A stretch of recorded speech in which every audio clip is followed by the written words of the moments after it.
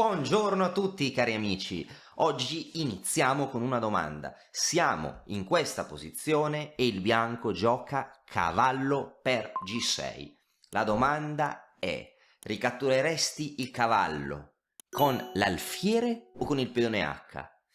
Pensaci bene, quindi memorizza questa posizione, se è una scacchiera metti questa posizione alla scacchiera, prova a risolverla ora, oppure se vuoi vederla insieme guardiamo la partita dall'inizio. Questa è una partita che è stata giocata nel lontano 1878 tra Schlesser e Chigorin. Chigorin è stato il secondo giocatore al mondo, vice campione del mondo, che ha giocato vari match con Steinitz ed era un giocatore molto aggressivo.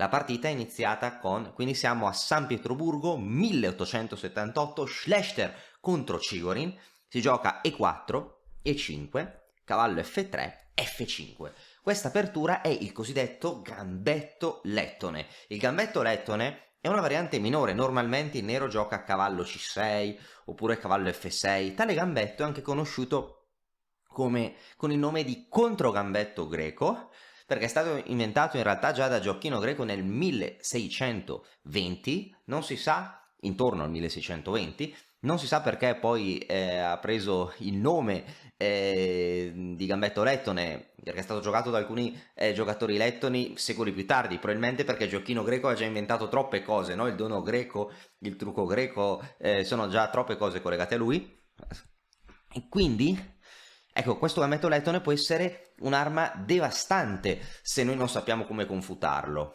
Però, se noi sappiamo come confutarlo, sì, possiamo andare a stare molto meglio. Abbiamo appena fatto un corso, un pedone è un pedone, come confutare i gambetti più conosciuti, dove spieghiamo come sconfiggere questo gambetto, come ottenere un vantaggio quasi decisivo. Nel 1878 Schlesser non aveva accesso al nostro corso e quindi non gioca le mosse migliori. E per F5, ecco qua a questo punto Chigorin avrebbe avuto E4 che era molto interessante, ma gioca cavallo C6. Il bianco ha un pedone in più ma ha ceduto il centro. Alfiere B5, quindi Schlesser vuole guadagnare un altro pedone, ma ha già un pedone in più, perché esagerare? Allora, l'idea è giocare alfiere per C6, cavallo per E5. Bisogna difendere il pedone. Se si difendesse il pedone con D6, l'alfiere verrebbe chiuso in F8. Quindi alfiere C5 gioca Chigorin. Il bianco persiste con il suo piano, ma il nero gioca D per C6. Punto esclamativo. D per C6 è la mossa migliore perché apre l'alfiere in F5. L'alfiere in C8 che si accinge a catturare F5 ed entrare in gioco. A questo punto il bianco continua col suo piano. Prende il pedone in E5, alfiere per F5. Ora il nero ha due alfiere fuori. Il nero vuole continuare con cavallo F6 e arrocco. A questo punto il bianco avrebbe dovuto arroccare. Avrebbe dovuto suonare, saltare il campanello d'allarme e arroccare sarebbe stato necessario. Ma il bianco è troppo ingordo e ha giocato donna H5. Donna H5 è una mossa che vuole terminare subito con la partita. Perché? Perché se il re nero si muove, matto. Se il re nero va a E7, va in E7, anche qui ci sarà un matto. Questo è scacco matto perché la donna e il cavallo collaborano nel dare matto al re nero. E l'unica altra mossa del nero può essere alfiere G6, ma noi prendiamo in G6 e il nero perde perché se ricattura c'è la torre, quindi il nero gioca G6. Ma dopo G6 il bianco continua con il suo piano che è cavallo per G6. Il bianco elimina il pedone. Ora il bianco ha addirittura due pedoni in più, se non sbaglio. Allora 1, 2, 3, 4, 5, 1, 2, 3, 4, 5, 6, 7, due pedoni in più. E il nero deve scegliere, siamo arrivati alla posizione della domanda, il nero deve scegliere tra alfiere per G6 o H per G6.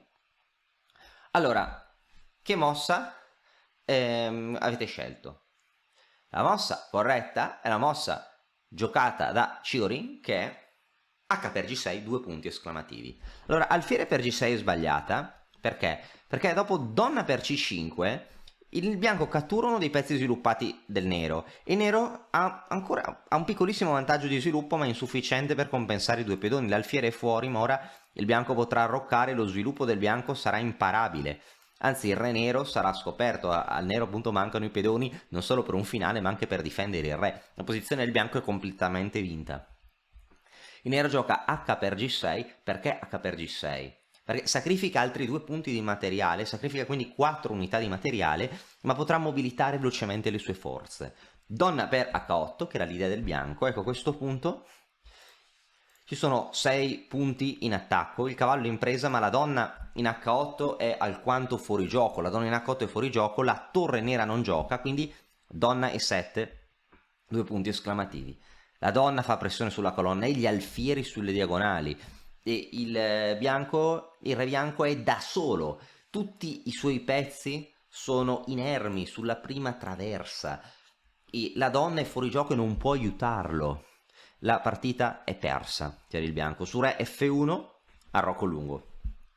Con idea torre 8, con attacco decisivo, perché si minaccia torre 8 e donna 1 imparabile, non c'è tempo di svilupparsi. Tra l'altro si minaccia anche, per esempio su D3, si minaccia anche alfiere di 4 e la donna in presa. Ops, donna per G8, torre per G8, donna H4, donna per H4, donna H6, tutte, donna H6, cavallo per H6, donna H7, donna per, donna H3, alfiere per, tutte le case della donna sono tenute, qui il nero avrebbe vantaggio decisivo. Ma se il bianco giocasse C3 per evitare alfiere di 4, ecco che arriva alfiere di 3 matto. La partita è completamente vinta per il nero. Se il bianco giocasse donna C3 penso che possa arrivare anche torre E8 con vantaggio decisivo. Su D3 diamo scacco, poi diamo matto in E1 ricatturando 2 volte o in F2. Su G3 di nuovo entriamo e diamo matto. Game over. Bellissimo, i pezzi bianchi assistono inermi. Quindi il bianco va in D1. Ecco, ora penso che probabilmente arrocco lungo con idea torre 8 era molto interessante, ma il nero ora calcola tutto, l'attacco deve funzionare, e gioca alfiere per F2. 2 punti esclamativi, si minaccia matto con alfiere G4. Il bianco prende in G8 con tempo, cattura un cavallo e poi la donna tornerà in difesa, re di 7. Ora c'è la minaccia simultanea, alfiere G4 matto e torre per H8.